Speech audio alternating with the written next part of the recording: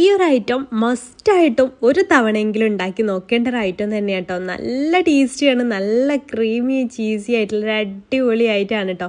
ഭയങ്കര ടേസ്റ്റിയാണ് കേട്ടോ. ഉണ്ടാക്കി എന്തായാലും നിങ്ങൾക്ക് ഇഷ്ടമാവും. അപ്പോൾ ഇതെങ്ങനെയാണ് ഉണ്ടാക്കുന്നത് നോക്കിയാലോ.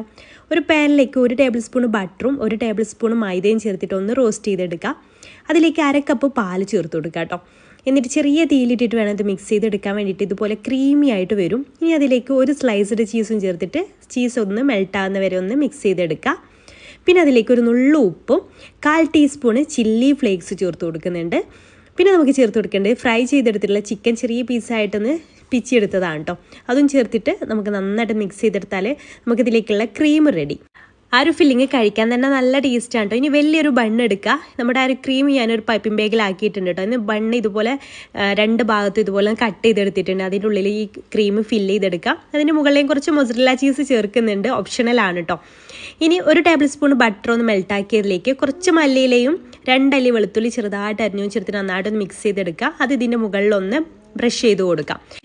ഇനി പ്രീഹീറ്റ് ആക്കി എടുത്തിട്ടുള്ള ഓവനിൽ 10 മിനിറ്റ് ഒന്ന് ബേക്ക് ചെയ്തെടുക്കട്ടെ. ആ ചീസ് ഒന്ന് മെൽട്ടായി വന്നാൽ മതി. പാനിൽ ഇറക്കി വെച്ചിട്ട് നിങ്ങൾക്ക് ചെയ്തെടുക്കാം. പിന്നെ മുകളിൽ കുറച്ചുകൂടെ ഒരു സ്പൈസിനെസ് വേണമെന്നുണ്ടെങ്കിൽ കുറച്ച് ചില്ലി ഫ്ലേക്സ് ഒന്ന് സ്പ്രെഡ് ചെയ്ത് കൊടുക്കാം കേട്ടോ. അത് ചൂടോടുകൂടെ തന്നെ കഴിക്കണം. നല്ല ടേസ്റ്റിയാണ് കേട്ടോ. എന്തായാലും മസ്റ്റ് ട്രൈ ആയിട്ടുള്ള ഒരു ഐറ്റമാണ്. ഇഷ്ടമായ ലൈക്ക് ചെയ്യാനും ഫോളോ ചെയ്യാനും മറക്കല്ലേ. താങ്ക്